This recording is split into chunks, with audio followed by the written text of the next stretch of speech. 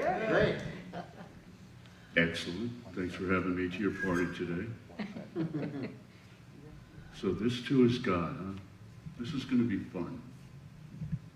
So let's get right to it. Ready? Yeah. Religion, politics, boom. Top two things generally agreed on, never to discuss at the dinner table. Good thing we're not at the dinner table. So since we aren't, maybe we'll talk about them today, because we're going to talk. We're going to talk about talking, okay? That's why this really touched my heart, because I really believe that some of these things need to be touched about. Science of Mind principle number 1. There is one infinite reality. We call it by many names, including but not limited to God, universe, spirit. How about all of those? Gus. Right? At our core, we are all Gus. Okay? So if we're truly to embrace this concept of oneness, then everybody is Gus. How you doing, Gus? How's it going, Gus? What's going on, Gus? How are all you Gus's out there? So we got this. With this lens, then, it's really easy to see everybody as one, yes? But, or yes and. I think it's the way it's supposed to go. Yes and. We are all different versions of Gus, which makes life a lot more interesting. It's these other versions of ourselves, these human mirrors, if you will, that reflect back to us and give us opportunity for growth, or at least some awareness of parts of our inner truth. We may like some of what we see, others, not so much. First of all, here we are. We're all Gus. Agreed? Yeah. And so is everybody else. Agreed? Yes. Well, then let's treat everybody like they're Gus. Secondly, variety is the spice of life. Everyone has their own opinions, and varieties of opinions is because, just because. We've all heard, though, that no two snowflakes are the same. Who did that research? How do they really know? It is this variety that makes this such a great place to live and a tremendous palette in which to experience and to grow. Vive la différence. Think of us all as different facets of the same diamond.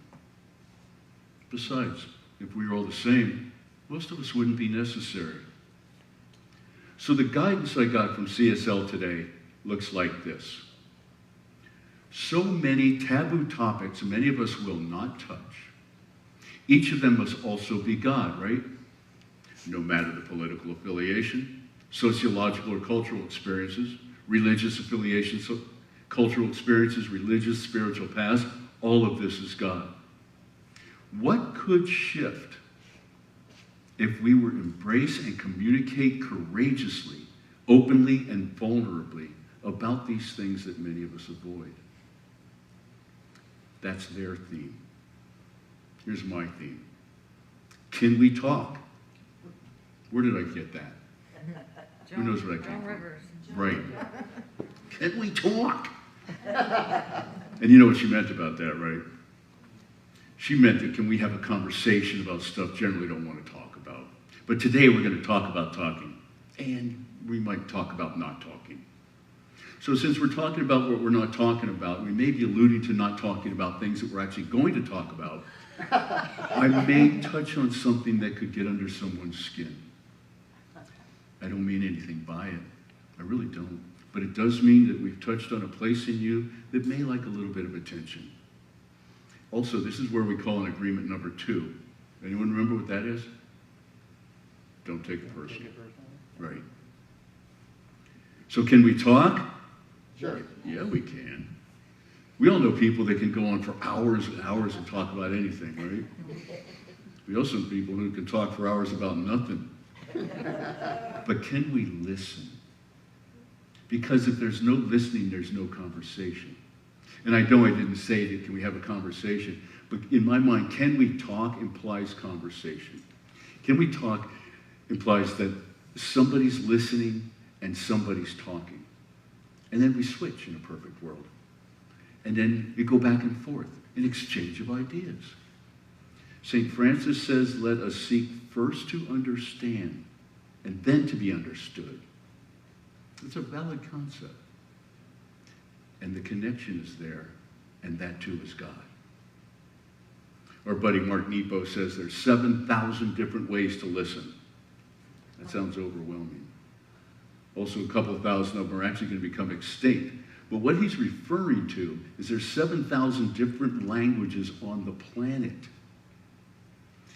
Due to the increasing commonality or homogenization of our language, among other things, like, I don't know, Starbucks on every corner, one might think it might make it easier for people to communicate.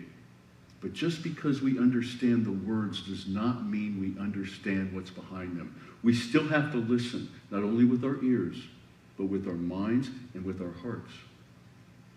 I've identified a couple other languages. I've identified a couple of other languages. It seems lately that we have been exposed to languages of hate, languages of aggression, passive and otherwise, condescending language, languages that control and have power over another. And it feels to me that a lot of this may have to do with the anonymity of the internet, that these languages are proliferating.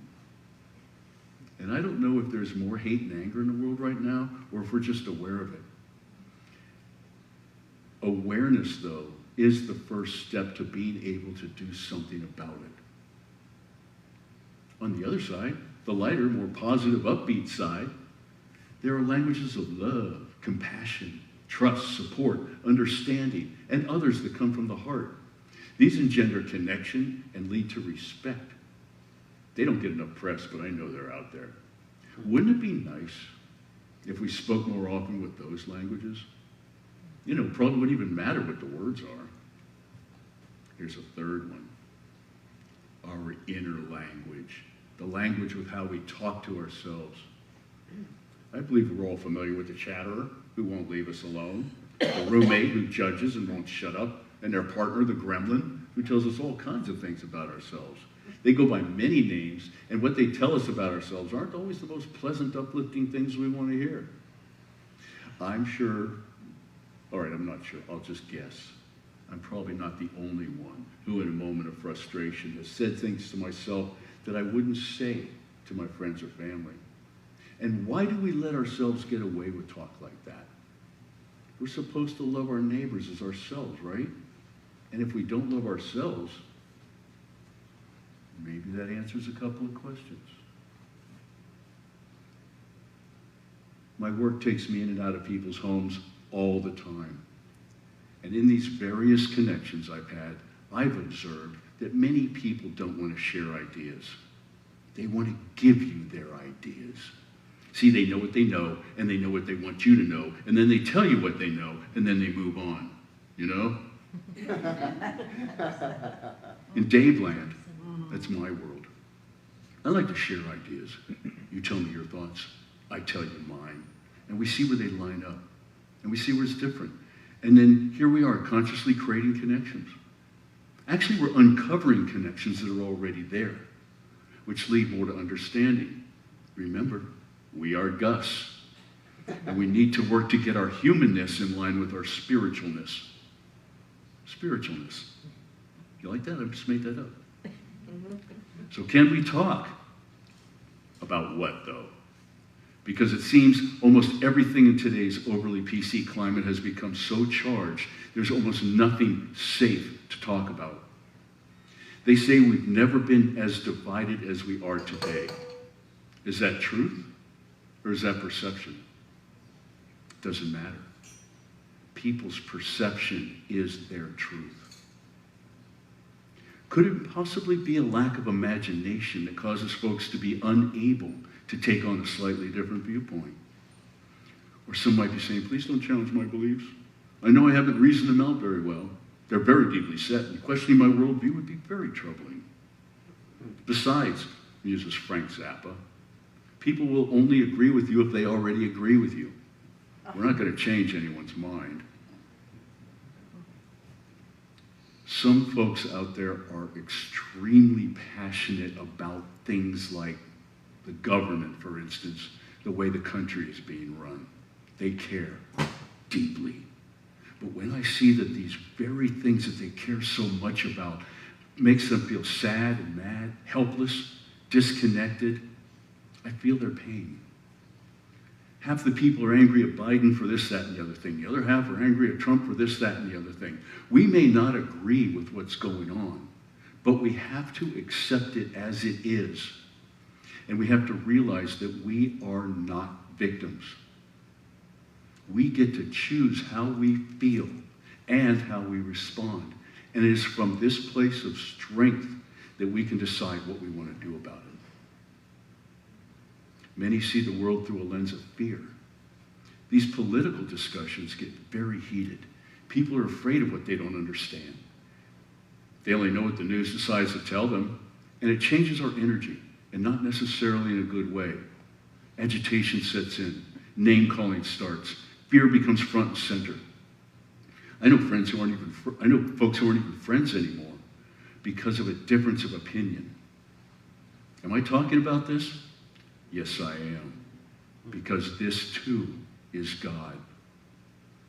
And what would God do about this? I'm guessing that whatever the situation is, it would be covered in love, compassion, and understanding. And God would stay in peace. There are reasons that life happens the way it does, and we don't always have access to the bigger picture. But it seems that everything always works out. Therefore, wouldn't it make sense that we work to uncover our compassion, our peace, love, and understanding for each other, while the machinations of the universal chaos go ahead and find its order? This too is God? You mean having a conversation with someone who completely disagrees with me? Is that God? Yes. Everything is God. Michael Beckwith says, in God awareness, problems dissolve because there are no real problems. There are only perfect patterns of existence and divine ideas. In a book I know a lot of you have already read, Power versus Force, with David Hawkins. I think we did a class here 35 years ago. He uses a method of kinesiology to calibrate human consciousness and charted it from its lowest vibration, which he calls shame, to its highest, which is enlightenment. He determined that a higher consciousness radiates a beneficial and healing effect on the world. He used science to support, or prove, if you will, that he's proved what the mystics have always known. Love is more powerful than hate, and the truth sets us free. As an example, he found that one individual who has raised their consciousness to this vibration or calibration, if you will, of 500, which is love, counterbalances the energy of 750,000 individuals who calibrated the lowest energy. All right? It's scientifically proven that by increasing your integrity, your understanding, and your capacity for compassion, you can change the world. We can do this. Thinking about that for a minute, I'd like to do, if you'd indulge me, a really quick little centering. So if you feel comfortable, sit up straight, feet on the floor, and if you're comfortable, close your eyes. Picture yourself connected to a beautiful, white, warm beam of light coming in through your crown, coming down in through your crown into your brain, through your head, into your body. Feel it in your heart.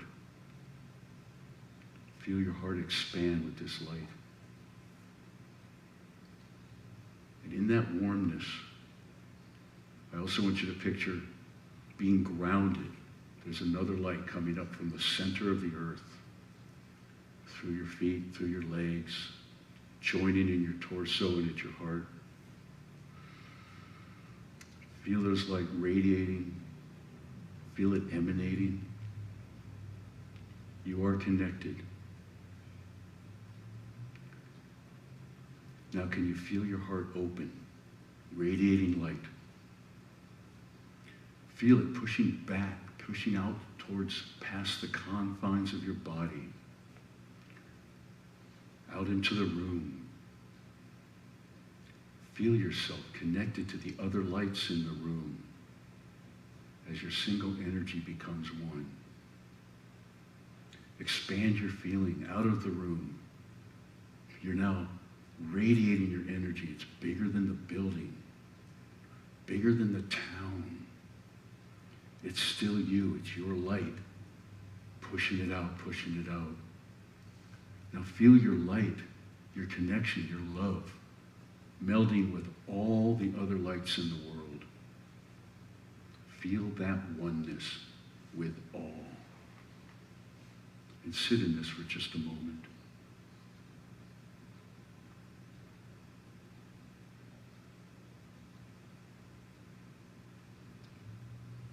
When you're ready, feel yourself back into your body. Come back into the room. You don't have to let go of the light you're sharing, the light that you are. And when you're ready, open your eyes. Did you feel it? Did you feel that connection? We are one. That connection, that oneness, that Gusness, if you will. That's what I call truth, with a capital T, truth. Eternal, universal, irrefutable, absolutely true every step of the way, always. Everything else that we call truth or true are facts. They have variations, possible exceptions. They can change. That is known as truth with a little t. So you think maybe that being aware of the difference between big T truth and little t truth might put a different spin on our perceptions during some of these conversations? We can honor someone else's view, their opinion, their truth, because it's exactly what it is, a difference of opinion, their truth. And we can learn from that. We can understand more of what we didn't know, and that broadens our perspective. And we can accept that someone else has different thoughts, different opinions, and we can accept this person. And yes,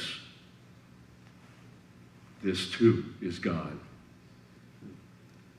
From Ernest Holmes, never let anything cause you to doubt your ability to demonstrate the truth. Can we talk? Now that I've touched on politics. Let's talk about religion. When someone starts talking to you about religion, and if their view is diametrically opposed to yours, what goes on inside of you? Be honest now. How does that make you feel? And can you actually identify your reaction, regardless of how subtle it may be? Do you try to tell them, gently of course, that they're wrong? Do you judge them? Maybe just a little? This is where I come face to face with practicing acceptance and non-judgment. I ask questions. I want to see if I can understand better where they're coming from. You know, if we're comfortable in our own skin and with our own beliefs, we don't need to change anyone's mind. Reminds me of a Lao Tzu quote, them that don't know speak, them that speak don't know. Embracing that mindset will allow us to listen more deeply to what others have to say, hopefully in a less judgmental way. Just the other day, I was involved in a conversation with a friend of mine who is, if it's in the Bible, then that's a truth kind of guy. And I realized after talking that he wasn't real completely clear as to why he held that position he did. It's just the way he was brought up. It's what he learned, and he's spouting those facts and beliefs to me. So over the course of the conversation, I was asking him questions, and he was actually able to clarify his belief in his own mind, and he felt a lot stronger about his beliefs and more confident in the way he felt about it. I share this with you to show you that we may actually be doing folks a favor by helping them to get more solid in their position, and how this type of conversation also generates more compassion and understanding. Our friend from San Diego, Deepak, reminds us Beliefs divide, values unite. And when we go to the values that underlie so many religious beliefs, they unite us. Personally, I feel very blessed to be participating in this particular philosophy, one that not only accepts all beliefs, but incorporates a little taste in all of those beliefs at its core. We actively touch on that every Sunday through the Flames of Faith. Best part of the service, actually, other than this. I made up an acronym to help us stay conscious in a conversation to perpetuate understanding while we engage in the exchange of ideas. It's the word LAST. Listen, accept, share, trust. Listen. Listen with open ears and an open heart. Try and hear through the words to the truth of the person talking. Be present in this exact moment to what is being said. Listen openly and without waiting for the next opportunity to speak your thoughts. I often forget what I wanted to say due to listening intently. I guess it wasn't that important in the first place. And if you have questions, ask. It shows the other person that you are listening. Accept what they say are their thoughts, their opinions, their viewpoint, and their way of seeing the world. No need for judgment. Just simply accept that what they say is what they feel is the truth for them at this time. Plus, when you acknowledge, there's another A thrown in, when you acknowledge what they've said, they feel heard. And then that leads to connection. Listen, accept, share. Share your thoughts. Share your opinions, your viewpoints. Stay on the subject matter in front of you. Don't try to convince or coerce. Don't try to just communicate and converse. Simply speak without energy, without attacking the person, and again, without judgment. Speak in the first person. Share your thoughts. And then trust in the knowing that whatever the subject matter, universal truth is behind it all, and that this too is God. Trust that what we see, what we think, and what we hear is really our interpretation of their thoughts. You know there are three sides to every story, right? There's your side, there's my side, and then there's what really happened. That's the truth with a capital T. Trust that the truth at the core of it all, even if you can't see it, but maybe you can feel it if you pay attention. Listen, accept, share, trust. Can we talk? Yes. This week, I challenge us to work towards understanding others. Honor where positions differ. Work to stand together on common ground. Stay focused on the issues, respect the person. And I believe that during these open and honest conversations, seeds of understanding are planted on both sides. And it doesn't matter if they don't seem to take right away. Do you ever notice those seeds on the sidewalk? Sometimes they make their way into the cracks, and against all odds, they find a way to grow. In this way, the seeds of our ideas could find a way to grow together into a beautiful forest of peace, love, and understanding. A little corny, perhaps, but I'm okay with that. Can we talk? Please do. So it is.